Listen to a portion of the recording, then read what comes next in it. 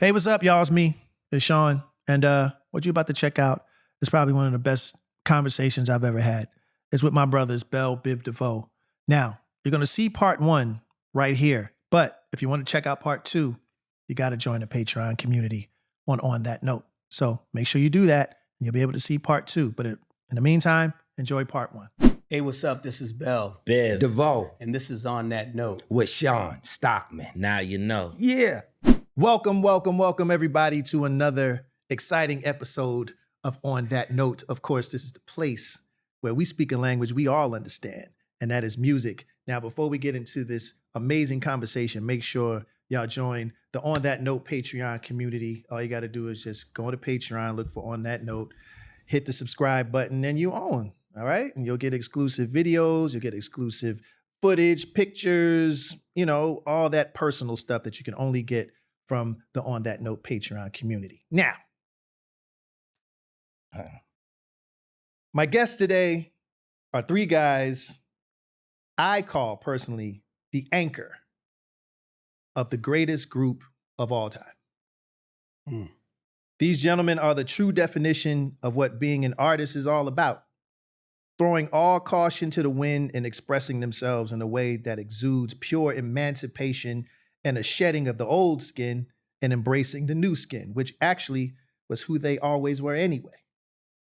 They went from being the guys who predominantly held the routines down to actually being the biggest rock stars of their whole crew.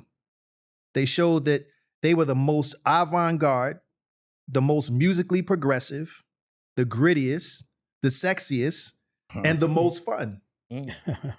Even today on their current New Editions Way tour, their songs get some of the biggest reactions. Am I right? You're right. I think so. Yeah. I mean, it's okay. Y'all can Right? y'all can puff y'all chests out on this. Listen, You know what I'm saying? let's raise the energy up there. Let's raise it all up. Come on, let's raise it up in here. Say we can clap. It is my honor to have this conversation with my brothers. Ladies and gentlemen, please give it up for Ricardo Bell, Michael Lamont Bivins, Ronald Boyd DeVoe Jr., Yes. a.k.a. BBD, a.k.a. Bell Biv DeVoe. Now Yes. you know. Now you know. Now you know. Yo, Nice. Sean, that's, you said the anchor. You said the anchor. And I just picture the anchor and what it does, of course, like just holding things steady, right, and firm. When you don't want it to move, you lower the anchor.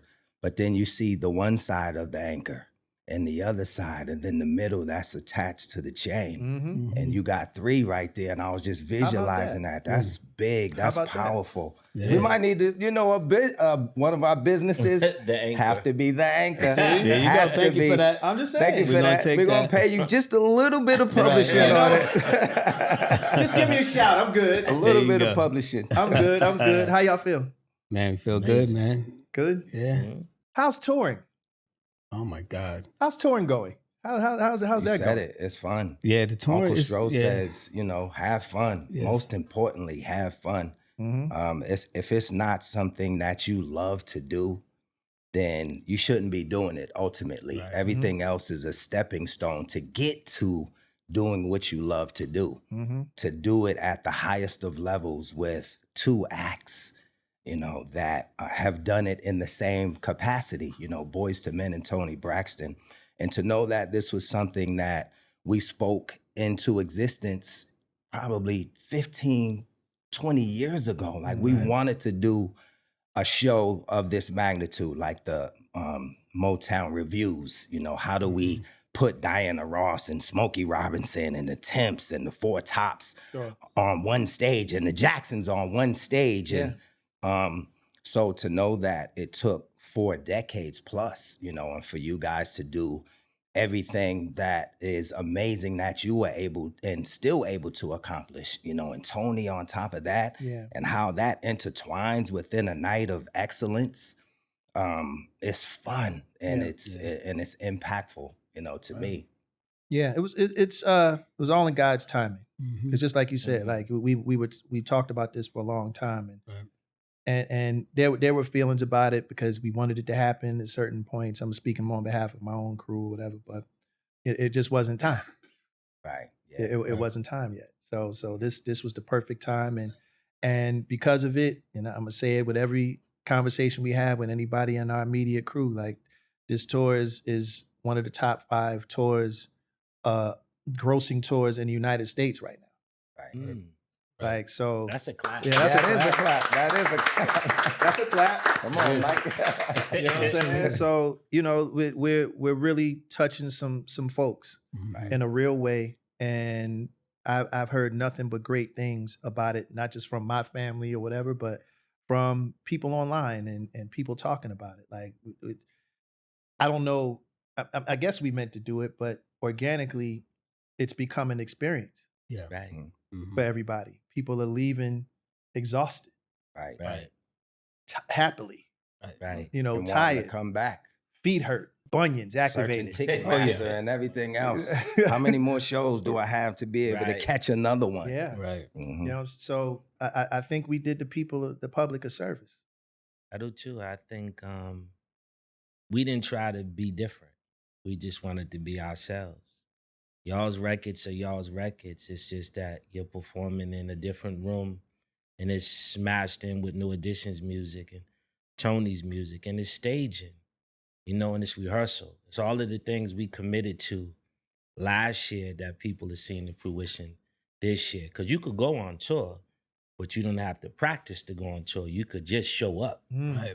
And that ain't what we did. And you know, when we in our rehearsal, we could get damn near at the end of the joint and someone could mess up and Brooke could just rewind the tape and you got to go back to the top. Yeah. Right. And that kicks us in our ass when we're doing it, but we understand the regiment to excellence starts at the rehearsal. Exactly. Exactly. Exactly. And that's really the tie that binds us all. Yeah. Specifically the 2 groups, because we're so tightly interwoven Yeah. Mhm. with just how we were brought up Right. Mhm. as entertainers in this business, both starting as teenagers Right. and being developed by the same core group of Right. people Mhm. who all taught us the same thing. So it was Right. almost like being on an all-star team. You know, you Mhm. kind of go in and you do your practices, your Yeah. two-a-days, you do rehearse or whatever, Mhm. Mhm. and you just hit the field, which is our Right. stage. Exactly. That's right. Yeah. So, you know, again, it's been a pleasure. It's been a pleasure in so many ways to be a part of something like this, because this is rare. And I don't say this to be pretentious. I don't want people to think that every time I mention the tour that I'm boasting or puffing my chest out. To some degree, I am, Mhm. Right. because I'm proud of it, Exactly. and I don't think there's anything wrong with that. Right. But this is a special moment in music history, and not just Black music. Yeah. Mhm. This is music Right. that spans all genres, all age groups, all colors. Yeah. And we're doing that. And again, I'm just very proud and Same here, and man. honored and humbled Absolutely. to be here. You know what I'm saying? Absolutely. I think from this point on, tours from this point on beyond won't be the same. We set the standard. The way people approach putting together a show and putting together packages for shows. Because now, you know, with the success of it, people have an expectation Mm. of what they want to see when they come, right? And it's like, we look at it like that, like, okay, you've been, you know, you guys, you tour all the time, we do as well. And bringing something different and the challenge of being able to bring certain artists together at the right time in their careers is challenging enough. That's the you know. caveat, ain't it? Exactly. Because That's the part, bottom you know. line is like, yeah, people can put packages together, but I think what makes ours different is, one, our connection, our history. Yes. So Right. there's that added element. Right. And the most important element is that we actually like each other. Yeah. Yeah. Exactly. Good thing. That's So hard to do. That's hard to do. Yeah. when is. with acts Yeah. of a certain caliber that demands certain things and certain attention, Right. Mhm. that now having to split it, that could be a problem for some. Oh yeah. Yeah. Oh, Yeah. definitely. You know, Yeah. even I mean, every aspect of it, of how you put the show together, like us walking into rehearsal and just surrendering to the process and listening to Brooke, following his lead about everything, because we all have our experiences. We all have our own ideas of how we think it should go, but kind of just putting all that to the side and saying, okay, Stro, we're going to follow your lead. We trust you in here. We might give our opinions here and there, but to just be able to do that after going 30, 40 years in the business, to surrender all of that, to just listen to one person say, this is just how it's going to go. Yeah. That's a challenge in itself. That's true. Well, that just speaks on the respect that everyone has for certain people. Like no one's trying to do everything. Right. Like delegation is important, and everybody knows their role. Right. There's deep-rooted relationships. Go ahead, bro. Right, deep-rooted relationships. Johnny and Tony, being from the DMV area and going back as far as they go is the reason why this is easier, And like you said, for her to have the level of success that she's had, she doesn't have to listen to anybody at the end of the day, but she sees New Edition and she sees what Boyz II Men has done, and she has a relationship with somebody that's internal to us, and she has a respect for what Unc has done as well. Mr. Brooke, Wade Payne, and knowing his level of you raise the bar and then you raise the bar so much higher. That's the level that he thinks on, and that he's blessed you guys, he's blessed us.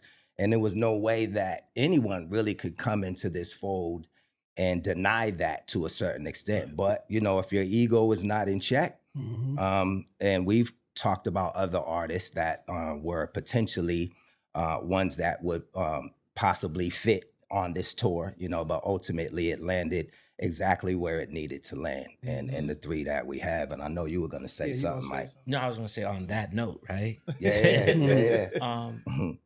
The idea, besides smashing up and coming together, this is the first tour the band has not been on stage with us. Right. Oh. We've never toured like that ever.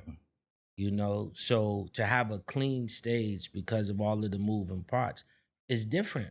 Because we're used to turning around going, yo, pluck it, or boom, da, right? Right. But money's way over there now. So you got to take a walk to go see Gene. Right. Before you could just hit him with the 1-2. Right. And I think that was something else that makes it feel special because it's us up there. But I was also going to say, what I love when you said no one's trying to be out of their lane, when you just go down the line, Ronnie, Bobby, Ricky, myself, Ralph, Johnny, Nate, Sean, Wanye, Tony, those are 10 names that bring something to the table. And that's the part that I love the most. Everyone earns their keep. There's nobody not trying to cater to their audience because we all have our own audiences. When you go through the lobby, you might see your face on the woman or Ron's face or somebody rocking a Sporty Rich hat or a chick had a baseball jersey with Rick's name or Ralph, someone on their leg or Bob's jacket. Right. And all of that stuff is special. Yeah. And I think that's what makes the tour special. Yeah. Is that you bring all of that to one. And what we did is took the 10 people and say, listen, no, you're not you, you're not you, you're not you. We are we. Yes. Right. We're us. That's right. Right. And again, that's to your point, and to your point.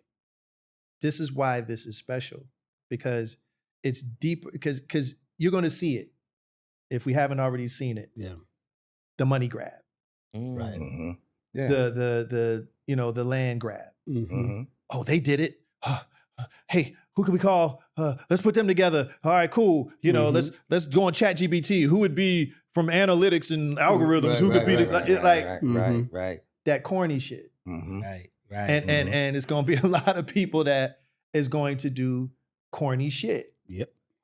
Yeah. Because they're trying to chase what's organic. What's organic. It's organic. And what's soulful. Being on tour, I've had the chance to try food from all over the world. It really makes me appreciate how much flavor is out there. But then I come back home and it's easy to fall into old routines. Cooking what I already know or grabbing something quick. There's nothing wrong with it, but nothing to be excited about either. That's why I like HelloFresh. You pick your meals, it shows up at your door, and you're in the kitchen cooking with real ingredients. Lemongrass, curry paste, flavors you don't usually have on hand.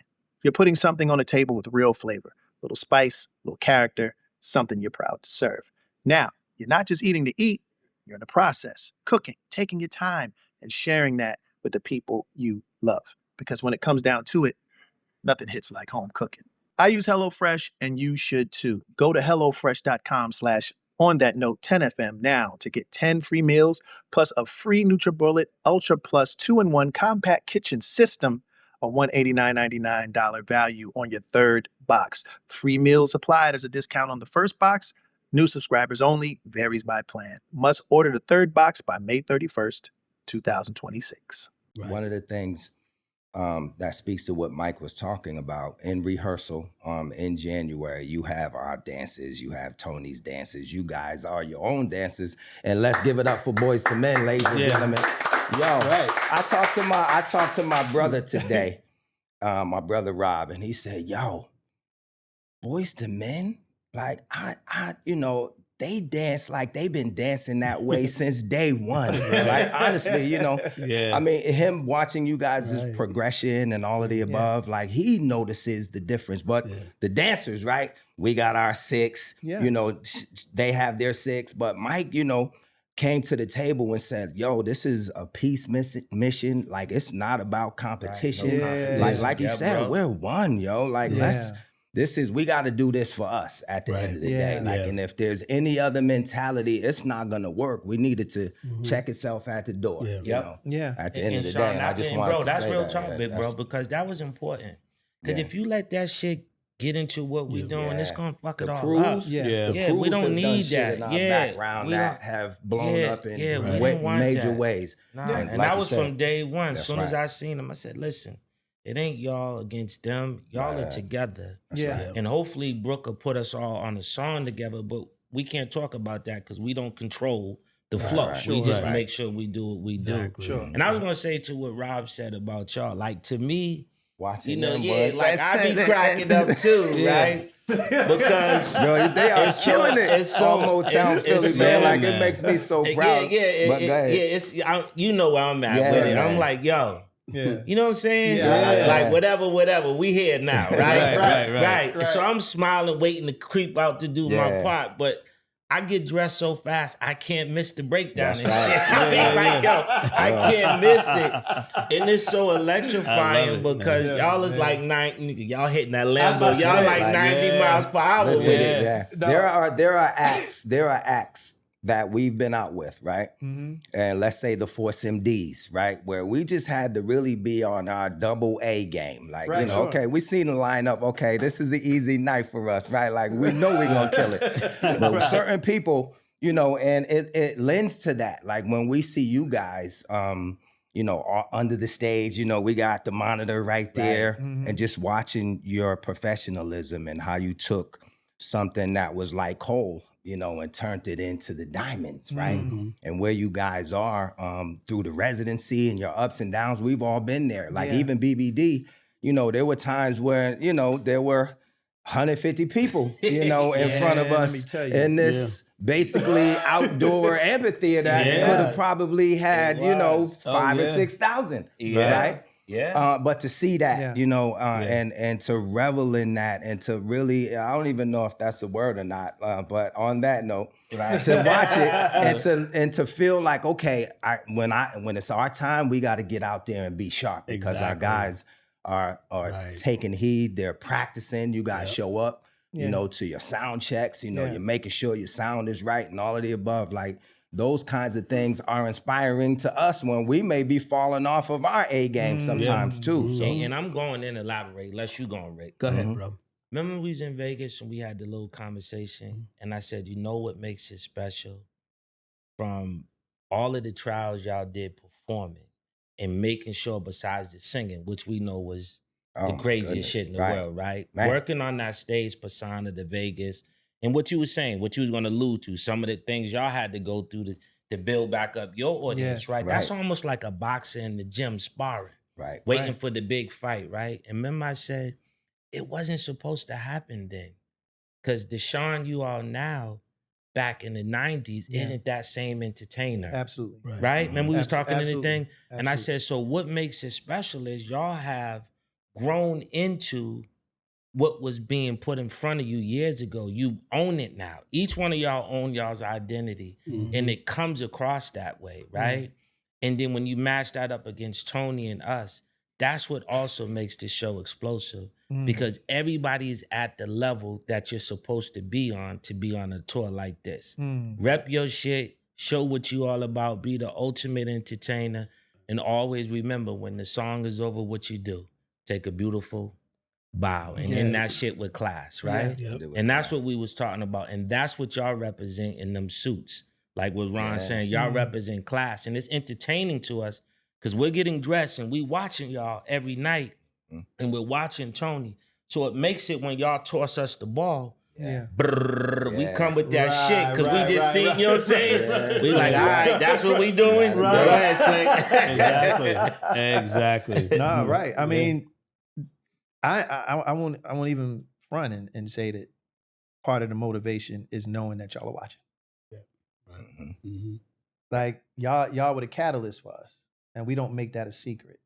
Like, so it's one of those things where when we know that Big Bros is watching, we gotta pump it out, and not just for you guys, but for the people that love you guys too, because we know that your folks will also be looking. That's right. To see, let's keep it a buck. You know what I'm saying? That's They go. what it is. Right. And any fans coming to the show saying, all right, what these dudes trying to do? Right. Yeah. So we, in our way, say this. Yeah. Right.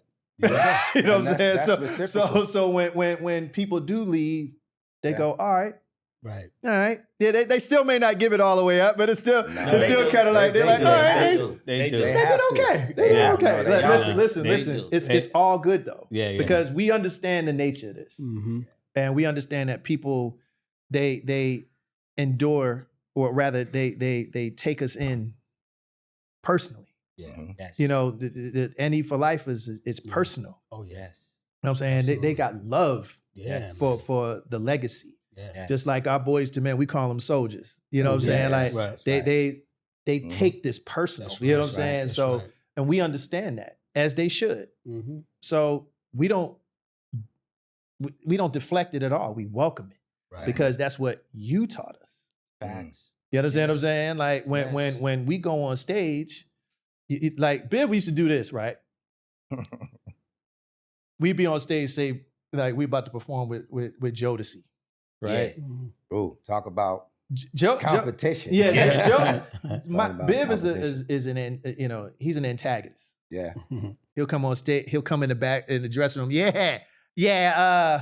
Them boys Jodeci, they killed it. I don't know what y'all niggas gonna do, but y'all better do something. I don't know. Like they had the crowd go. Like, you know what I mean? I'ma leave. I said them niggas is walking with chains on stage. Remember they had that long chain? They was walking. I said them niggas is coming for war. What y'all gonna do? And then go, all right, peace. So we left with that. So the four of us are sitting there like, okay. Yeah. So the killer instinct came from you guys. Because whether it's on Arsenio, whether it was in a live show, whatever, we saw y'all like murder stages. Like, no, it's the truth. Like we are cut from that cloth. Right. And we know the difference. We know what it looks like. Like when y'all hit a step, when y'all on stage, we like, oh. Like they going for, oh, look at them. They going for, look at these boys. You know what I'm saying? Like you could tell. Right. So. You know what's interesting? I want to see if he remembers this, Slick Ron. You did have someone in our group that you admired, and that was your guy in New Edition. Have you ever told that person who it was? Do you remember what you told me? No. Do you know who you picked? Who'd I pick? He's right here. Yeah. Well, of course. Because. Did you ever tell him why? Well, here's why. Because again, I'm a student. So it's like I just don't watch the lead.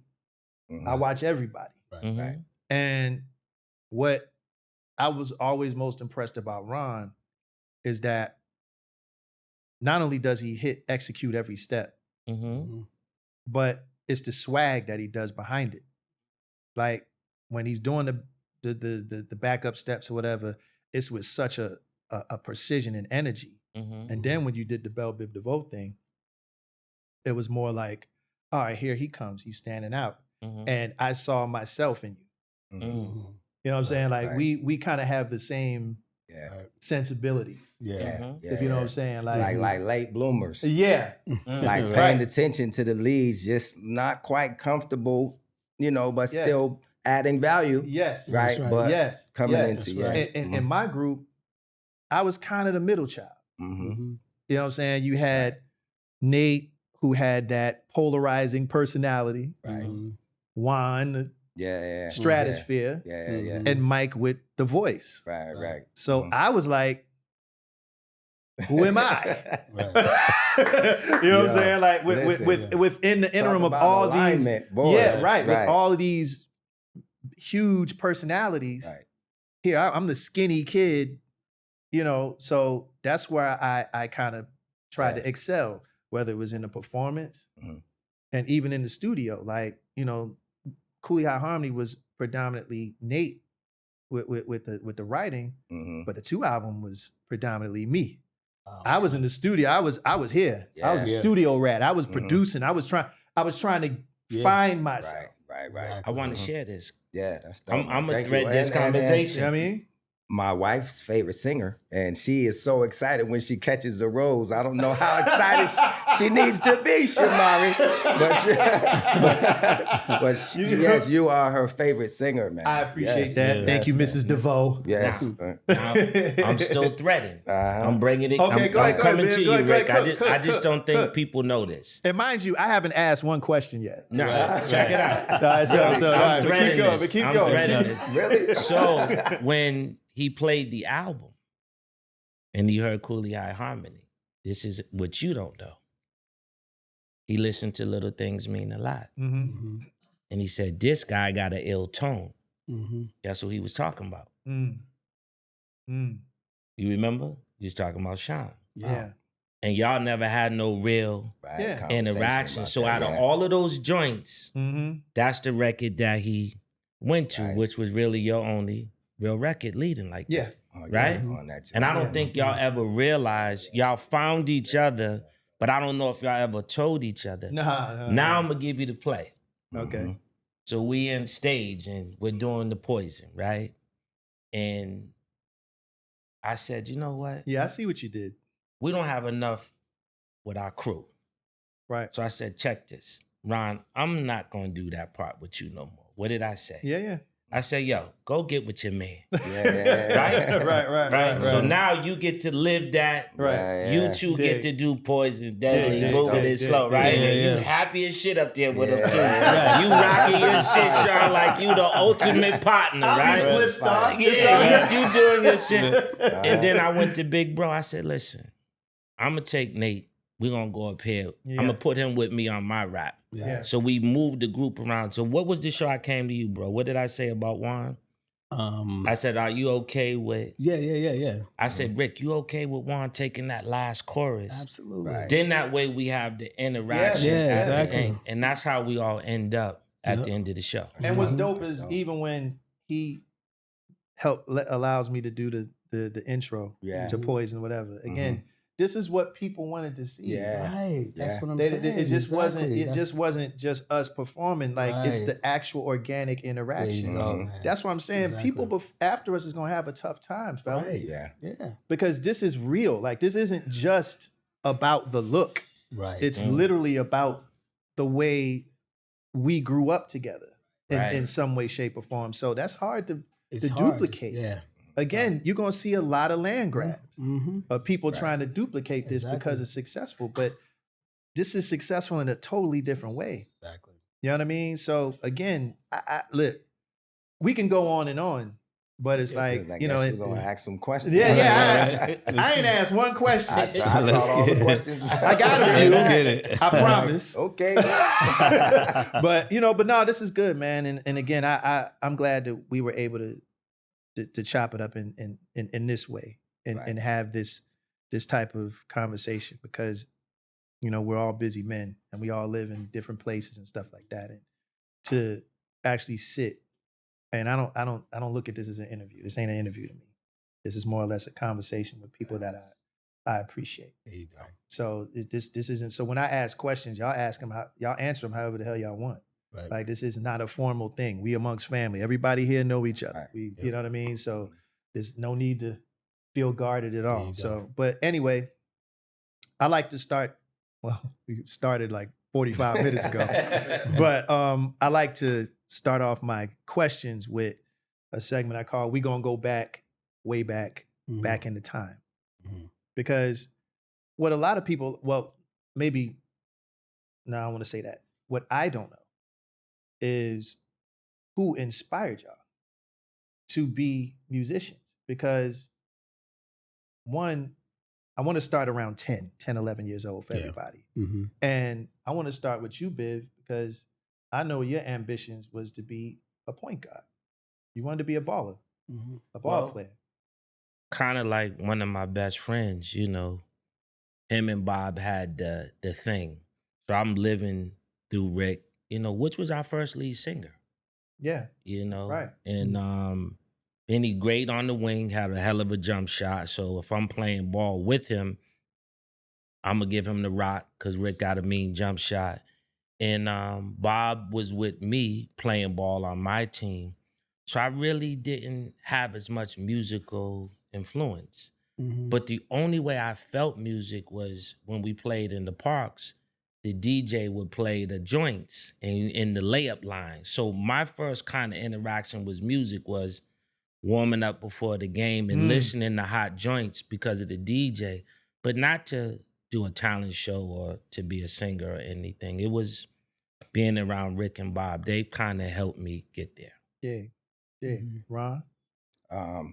Mine was my Uncle Brooke. My earliest memories are hearing Blue Magic and the stylistics around the house.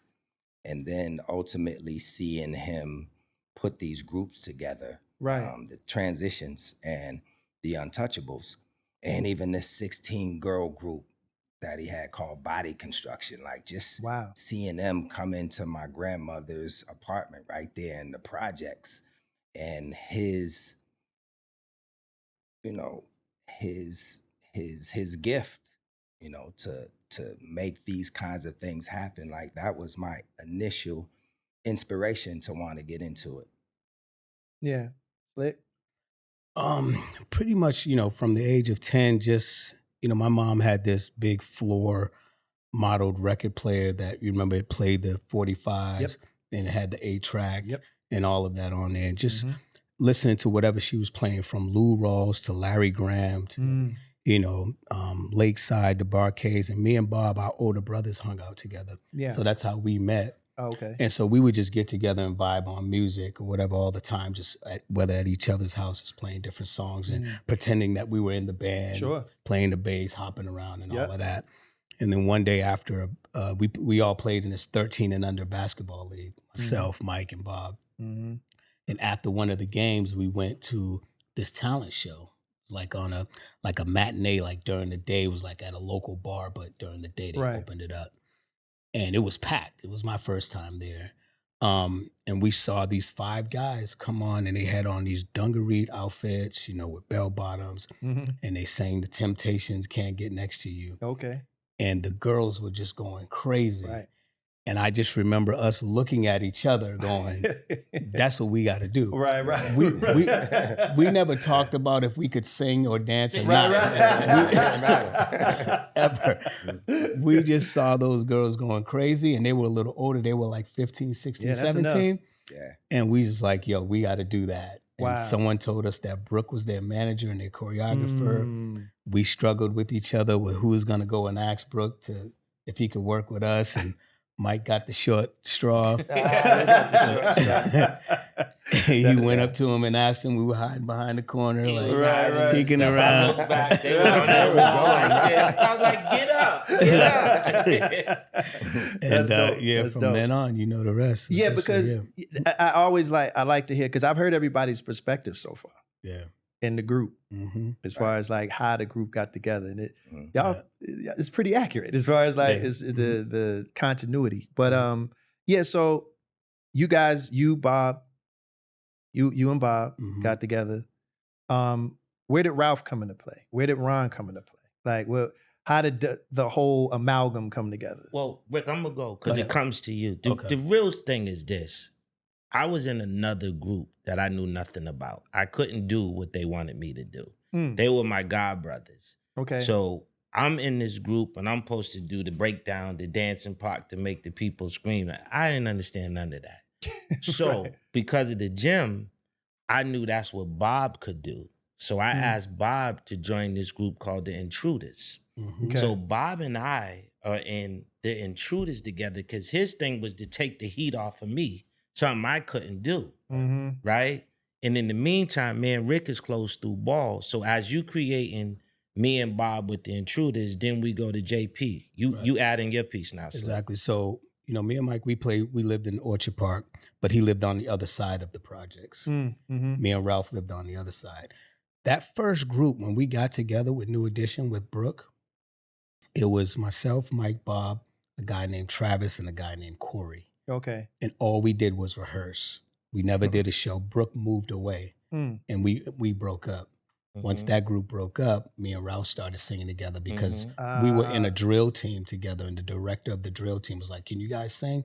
And he would just put us together, and we would sing and go do little shows. When Brooke got back in town, Mike and Bob came back, said, "Yo, Brooke is back. We should get the group back together." And I was like, "I bet I know this kid named Ralph who would be perfect." And so from that point on, it was the four of us. It was just four of us. Got it. We auditioned other members. Nobody, could fit. Until one day we go, and this was after we y'all started recording. Yeah, and after Maurice we started Starr recording, wanted it to be 5 because he was a big fan of the Jackson 5. Exactly. I heard this story after the fact. Exactly. Of course, I wasn't in the group at this We time. always wanted it to be 5. We just couldn't find a member. Sure. One day we're at rehearsal at Bobby's house, and Brooke brings Ron, and I'm like, this is like my nephew. And Ron just he just fit right in like a glove, like his personality, the way he was hitting the steps. We were like so happy. Yeah. Because we always wanted to be a 5-man group. Yeah. But finding that other member, he just fit right in like a glove, man. Wow. So it was, And that was it. So But wait, Okay. before you say your fabulous intro. No. Imagine being in the group with the great Ricky Bell, the great Ralph Tresvant, and the great Bobby Brown. I'm just back there by myself, trying to keep up with something I damn sure don't understand. Right. So the day he came, I was his first hug. Right. I was like, thank you. Right. Because now I have a friend. Right. Right? Because the one thing Ron didn't do was sing. Yeah. Right. Ron's audition was just strictly stepping. Right. He never had to hit a note. And I was like, Right. come on back here with me. And Yeah. we started our dynamic shit. We started our dynamic shit right then. And then we was trying to introduce him to our projects because he had a little resistance. Niggas didn't fully accept him. Right. And then a few of the you ladies, come in. Go ahead, a few of the Ron. ladies love me though. Right. I had a couple haters. Right. But he nah, was trying to play ball, and now you're no coming doubt. into your shit, Ron. Now you take the ball. You're playing that's ball it. on the crates, and Yeah. you almost got into a tussle. With Brian, Yeah. There was a bully in the projects that Trying was to test you. definitely Yeah, trying I to put get his it, I weight get it. on me. Right. And I'm like, yo, Mike, you better tell your your man man. something. Better tell your man something. I said, I know I'm on y'all's territory and everything, Right. but I'm not gonna take too many more of these. Right. But nah, it's for me, it was that moment. Me pulling on my uncle's coattail over the years, trying to figure out if he was gonna put me in one of these groups. Yeah. And then finally him coming to my house on Corbett Street. And Corbett Street was a notorious block, and Mike knows a whole lot more about that than I do as far as kind of gang activity and all that. But I knew, these guys. I grew up with these guys to a certain extent around that time, for the couple years I was there. But for him to come and just teach me this routine, the day before, I went down to Bobby's house to perform with the guys. It was a Michael Jackson. It was a Jackson 5 joint. I don't remember which one it was. I wish I knew which one it was because that's a special song, of course. Yeah. But to be able to fit in And then that same mentality that we meet, you know, and even Mike, just trying to figure your way out from that moment on. You know, Yeah. there's an embrace, there's a hug. Yeah. And now it's like, okay, Yeah. I see Rick, I see Bobby, I see Ralph, I see Mike on the court, like, you know, Yeah. all these cats shining. Mhm. And I'm just, you know, trying to find my way and figure out how I'm going to fit in. And that starts the journey. Yeah. Yeah. Wow, that's crazy. All right. So now the group's together. Y'all already recording with Maurice. Mhm. He giving y'all joints, Candy Girl and Jealous Girl, right? I think that was the first song that y'all recorded, if I'm not Yep. mistaken. Mhm. There's a couple other joints. Y'all come out with the record. It explodes. What was the energy like now, Ron, that you got a hit record on the radio? Candy Girl. Yeah. It comes on the radio. I'm living on Wambach Street right now. This is kind of close to Humboldt Ave, right? Moving back into the city. And I hear the song on the radio. And for some reason, I run out of the house in excitement. I can't even hear the song anymore, but I'm running up and down the street just screaming like, what? It's on the radio. Right. I come back in and my first thing was to call somebody. You know, I don't know if it was probably Mike at first. Mm-hmm. His line was busy because he's probably trying to call Rick. Rick's line is busy because he's calling Ralph. Right. So, that excitement, it starts there. And then before you know it, now we're in a Lincoln or we're on Eastern Airlines, you know, going up to New York City. Wow. It started with driving, of course, and maybe even taking the bus or the train at times to New York City on Friday night, Saturday night. Yeah. And it was about 3 to 5 clubs a night, starting at 12:30 at night. Yes. Kids, we're 14, 15. Right. We're 14 and 15 in New York City. Yes. The first show was in Brooklyn. Right. At Broadway International. Mm-hmm. So if I could paint the That's picture. In Harlem. Right. This is cocaine. Everything. This is guns. Yeah. This is possibly prostitution. Yeah. This is fun. Yeah. This is excitement. This is music. This is culture. Yeah. Right. This is all of these things. And we're thrust in the middle of that, 3 to 5 times a night, as teenagers. Right. How do you excite this crowd in New York City? And you know what they say, if you can make it there, you can make it anywhere. Yeah. Mm-hmm. And we had to do that initially, playing Candy Girl and maybe even Jealous Girl, a couple songs a night. Yeah. You know, and that's how it started. Like, okay, you want this? We about to put you directly into the fire. Right. And you know what's crazy? I thought Ron was gonna say it, but that story is dope, Ron. That's really what it was. But while we was making the record and Maurice was trying to figure us out, it was interesting because he didn't have a part. If you listen to the raps, it's she walked so fancy, looked so sweet. Yeah. My girl's like, all of us have our parts. But Bob did something eloquent at the end of the rehearsal. I did. And what did he say, Ron? He said, well, what about Ronnie's part? And Maurice was like, you know what? That's it right there. We need to get you in there to say that. And he's going to say she's bad. She's bad. I know she's bad. Now, that's one of the hottest shits in the whole damn song. Exactly. And it's the last part of the record. Yeah. Recorded. It's like an anticipated part. Here it comes. See, and then it just sets the rhyme off and the last third of the song. And that's what it was that made Candy Girl so special. That like what Rick was saying when Ron came to the rehearsal, he's a member. But because Bob's heart and realizing, well, it's 5 of us, but only 4 of us got a part. Right. That one little line was the last piece that solidified the joint. Man, let me tell y'all something. Like, I don't know if y'all did the same type of activity in Philadelphia, but I know y'all been through the city multiple times, and y'all had that thing locked up.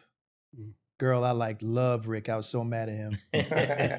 So mad at you, bro. Like, I'm just I love Ricky.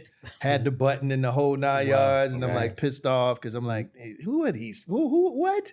You know what I mean? And then hearing, Ralph with his Michael Jackson falsetto and the whole 9. I was like, so, it made me stand up and pay attention because, I mean, I'm sure y'all know, but y'all had the country. Like, just wrapped up. Like Right. y'all music, the style, the Mm-hmm. what y'all did, everything just inspired so many of us kids to want to do, the same type of thing. So, but with that, you guys had the success. Y'all been running around, and y'all ran into a kind of a slight wall. There was an issue.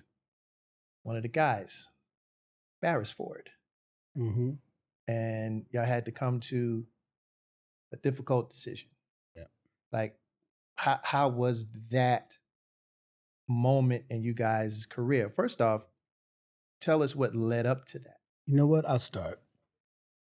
There's a certain time in our career where all we did, and it started with Brooke, all we knew to do was to follow direction.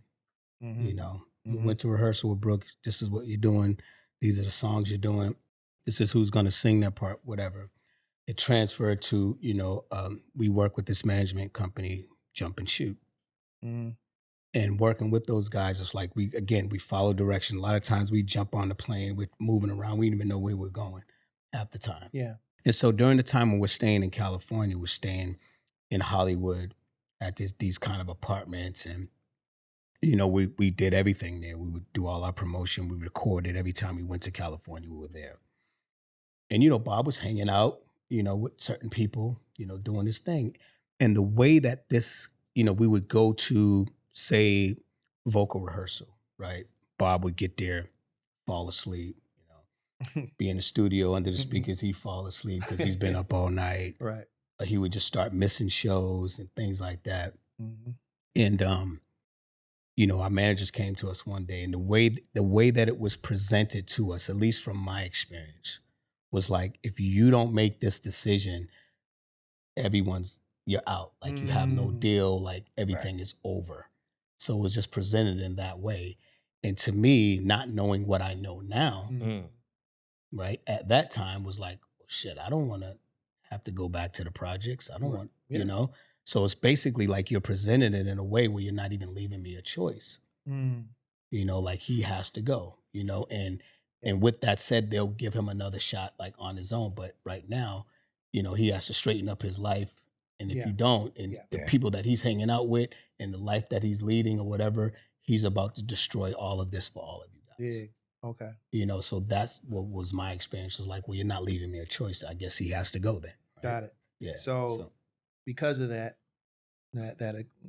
situation, y'all had to make a vote. Yeah. Right? Mm-hmm. Like, correct me if I'm wrong. I'm just asking these questions. Y'all had to make a vote, and according to sources, it was Bell Biv DeVoe that made the vote to exclude Bob from the group. Is that correct? Fix it for me. I remember there being a vote. Like Mike and Ricky, they have the elephant memories, right? I remember voting. I don't remember anybody abstaining from a vote. I thought it was unanimous. Honestly, my recollection. Mm-hmm. But I can't sit here and say that definitively that's what happened. But what I recall, it was unanimous because of the pressure, as Ricky alluded to, that was put on the table. It's like, okay, this is all or nothing. This is the decision that is the crossroad in your life. Yeah. Right. You either have this dream or you don't. Right. Yeah. That's the way I remember it. Okay. I understand that everyone has their own experience. 100%. 100%. Perspective is important. Right. Exactly. You know what I mean? And mine was probably a little bit different because, Bob was with me a lot before we got to Ralph and Rick. So we had a different relationship. Like me and Bob used to do shit 8 and 9-year-olds shouldn't be doing. Right. He was running with me with my god brothers, and I kind of put a little bit in my story, but I didn't want to. I got kids now, so I couldn't say, "Look at Daddy at 9 with that bottle of OE. Right, you know right, what I'm saying? right. So I kind of Well, they're gonna softened see it now, Michael Bivins. right? They're a little older, so they can take it in. It's all right. Right. They Just don't really- play it for the grandkids when they Exactly. come. Watch this when you're 18. Kids. Yeah, and that was part of the reason. Right. Part of the reason Rick's mom never let me stay over his house. Exactly. I could never stay at Rick's house. She was like, "Hell nah," right? So I'm a real project kid too, right? Right. So I think with me and Bob, because we was probably so ill in our own ways, right? That the buildup was, we got to fighting on stage against each other, and I just felt like I was losing my friend. And I didn't know how to tell him, like, this ain't what I remember between me and you. Yeah. Right? Yeah. So even when the white managers was going to say this shit, one of them said to me, I know this is going to be tough because I know you guys are friends, Mike, but we're going to bring y'all to a restaurant and bring this up. And I still just thinking about the fight we just had in Oakland in front of 10,000 people. Yeah. And he like hurt my feelings. And he knew why he hurt my feelings because, everyone saw it with the microphone and, Bob was extending telephone man and, members was like, yo, Mike, if he do that shit one more time, we're going to go right in the Cool It now. Right. And I'm up there and I'm like, no, we can't do that shit. And everyone kind of faced the band. Yeah. And Bob took that motherfucking microphone and threw it up in the air and almost came right down on Bro's nugget. But I pushed him out the way, so the joint fell on the floor, and he left. I'm like, damn, what's wrong? Right. So then my shit comes when you got a girl who, nigga, I went all night for my shit. Right. I only got the littlest parts in the world, right? Right. So I'm excited. Me and Ron got our rap, and then Bob just comes out there beatboxing with a shirt off and a jacket. I'm like, what the fuck? You're right. I'm the one. Right. And so we just, what he had up, the robe, right? robe, It was the robe. So we just go behind the drum and we getting it in. And so before I had made the decision, I'm already in an emotional state of mind. Sure. And I just felt like, as like Rick said and Ron said now, I don't know if we even understood how to really rock with that. Yeah. Right. Because something in that we could have done different. Sure. Right. Absolutely. And I just feel like when I think about it, like we could have changed his life for the worst. Right. You understand what I'm saying? Because we controlled that. And I'm caught up in another emotion. I ain't really give a fuck about what the managers. I'm talking about I'm losing my friend, my brother, and we ain't even on the same shit no more. Right. So my answer was for a different reason, more so than their reason. Yes. Yes. And I just wish we was sharp enough like we are now to say, no, motherfucker, he don't go, you go. Right. Right. But that's how we would play it now. And as a matter of fact, one more album, bro, them niggas was out. Right. We got rid of them. Right. Yeah. The management team at the time. Yeah. There was I do remember a lot of tears, in that room. When we had to make that. It was not an easy decision, as Mike just talked about. It was not an easy decision. But in hindsight, I mean, listen. like how God's does Bobby way become is Bobby? right. It's almost like, the apple falling, the fruit falling from the tree to be able to make its own tree. Yeah. And, if in hindsight, man, God's plan is better than ours. Yes. Exactly. 100%, Ron. And that's what really the question was about, because we all know the end of the story. Right. You know what I'm saying? Like the end of the story is all that matters. Better is the end of the thing than the beginning of the feeling though. So it was, but because a lot of people, they have their opinions about stuff, and their opinions don't matter. Right. It's really about the human part of that ordeal. Because again, I mean, you ain't even got to be in a group. You could have a family, and have an altercation or some sort of outing with a family member that you felt close to. That's emotional, and that's something that every one of us has gone through in some way, shape, or form. On that note, have y'all been through that? 100%. How did you feel? You know the story, Bib. But I'm asking because we're in this decision-making, member leaving. How did you feel within your situation and how you felt about it? Let me tell you something. And I've said this story, and a lot of people, again, fuck what people think because y'all weren't there. Right. You know what I'm saying? Let me just say that. But I remember when we first got our deal with Arista through L.A. Reid when he was president at the time. Mm-hmm. I remember being on the elevator, and all of this has a purpose. I'm pointing for me saying this. Because at that time, I was feeling the tension. You know, Mike McCary was kind of like on his own thing, kind of doing his own thing. He was always kind of the oddball anyway, but we embraced that. You know what I'm saying? We love Mike for that. But he was kind of doing his own thing, and it started to become a little tense. So we get in the elevator, and I turned to him. I said, Mike, you know, I'm the quiet one, but this is, I guess you could say, if it was a movie, this is my character development. I'm starting to come out now. Right. You know what I'm saying? I'm starting to come out of my shell. And I'm like, I said, Mike, you ain't even got to be my friend. I said, just come to work. I said, that's all you need to do. You ain't got to be my friend. We ain't got to hang out. We ain't got to do any of that, bro. Yeah. Now, this is a brother that's feeling the energy. So I said, just come to work. All right, his low voice. All right, I got you. Then come to work. Right. There were television appearances and stuff that he wouldn't show up. Right. And shows and stuff like that. But the thing that broke the camel's back, and I'll try to keep this brief, the straw that broke the camel's back was we had a show in Romania, right? Wow. We were all at the airport. Mike's limo driver comes to the airport with no mic. He was like, well, what's going on? Well, I went to his house and his wife at the time waved the car away. Wow. Now, mind you, Nate was tired of his shit.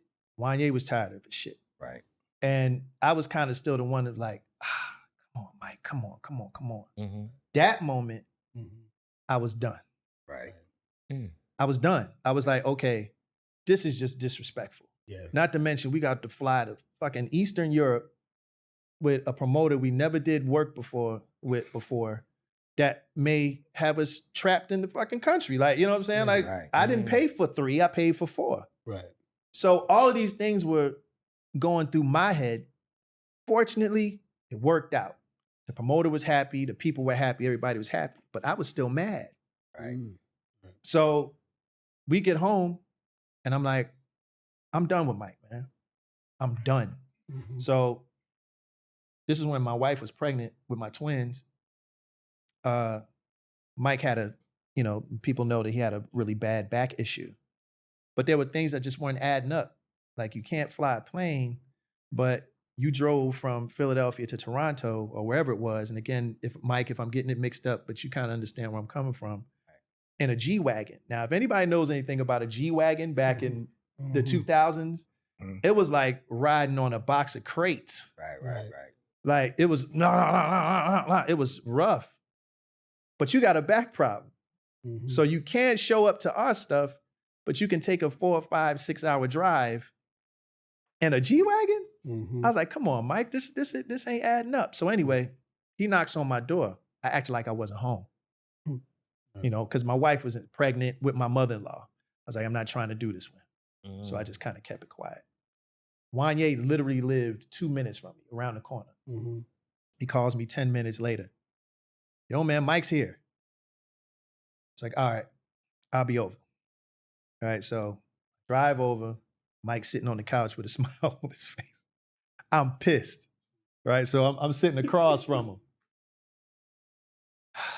And I was like, he's like, what's up, Slim? I was like, what's up, man? He's like, because he heard about this big gig that we was about to do in Japan for big money. Right.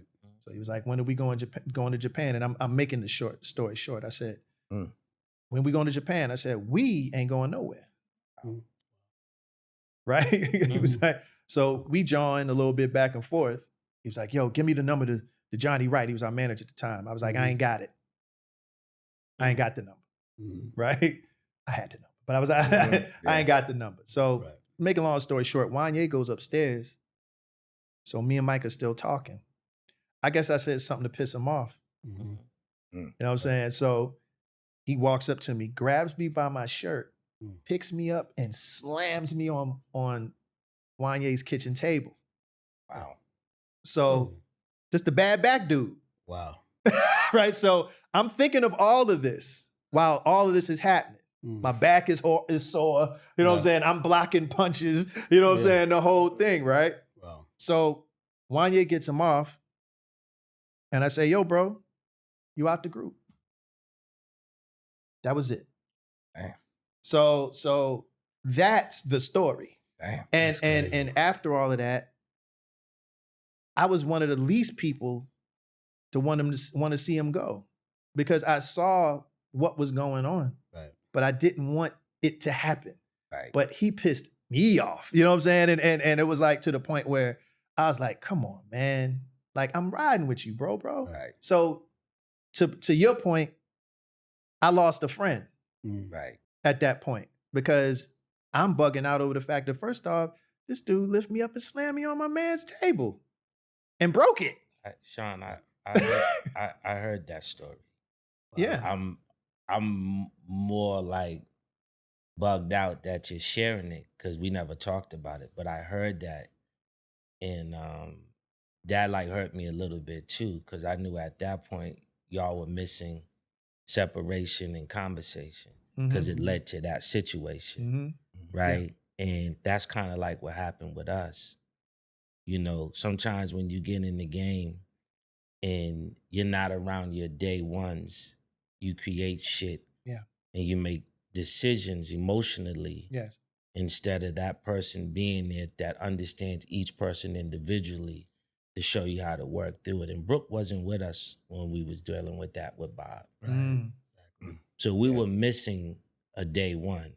And I know if I was in that house, that shit would have never happened. Right. Because, or Khalil, right? Right. Or someone, For you know, sure. one For of sure. us, right? For sure, for sure. We would have, yo, wait, hold, pause, boom, boom, boom, boom. Let's talk about it.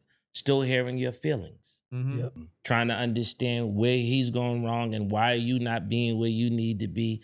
Just those things. And I'm glad we're talking about it, because not only is this a family conversation, hopefully it's something other people could learn from. You keep a day one, it's so fucking important. Yeah. Because this shit becomes some other shit. Yeah. It for real. And I think, you know, my consolation was with the other two dudes, you know, in the group, who, you know, one witnessed it. Nate was on his way. He didn't make it in time. But, you know, Juan seeing the whole situation and was like, yo, this is some different shit. And I think that's really when things started to shift in my mind.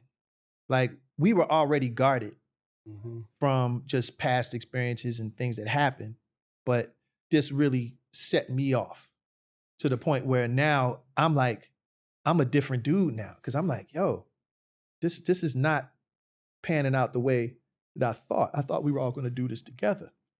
Right. But again, better is the end of a thing than the beginning of a thing. Like, if anybody has witnessed the New Editions Way tour on certain cities, Vegas or LA or Philly, you've seen the four of us join back together again. Yeah. Needless to say, we good. And I want everybody to know that. Like, yes, we went through all of those things and we had our little struggles and beefs or whatever you want to call it. But at the end of the day, we're still brothers and we still love each other, and that'll never change.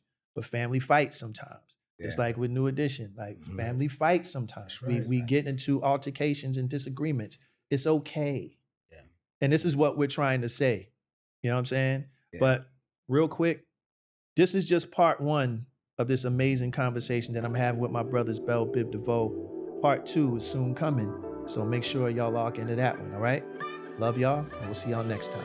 Hey, what's up, y'all? I hope y'all enjoyed part one of the Bell Biv DeVoe convo. Now, remember, if you want to check out part two, you got to join the On That Note Patreon community. So do it right now, and you'll be able to see part two of what was going down, all right? See you there.